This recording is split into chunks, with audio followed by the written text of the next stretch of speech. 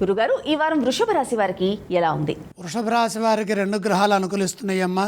ఏకాదశంలో కుజరాహు గ్రహాలు. ఉత్సాహంగా పనులు మొదలు పెట్టాలి. ఎప్పటి పనులు అప్పుడే పూర్తి చేసుకోవడం చాలా మంచిది.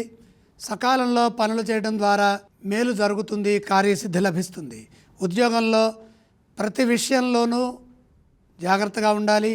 ఉద్యోగంలో మంచి జరుగుతుంది, కానీ మన పని మనం త్వరగా పూర్తి చేసుకోవాలి.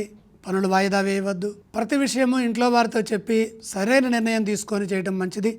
ముఖ్య విషయాల్లో లోతుగా ఆలోచన చేయాలి. సొంత నిర్ణయాలు ఇబ్బందిని కలిగిస్తాయి. 7 గ్రహాలు వ్యతిరేక స్థానాల్లో ఉన్నాయి కాబట్టి 1-2 సార్లు ఆలోచించడం మంచిది.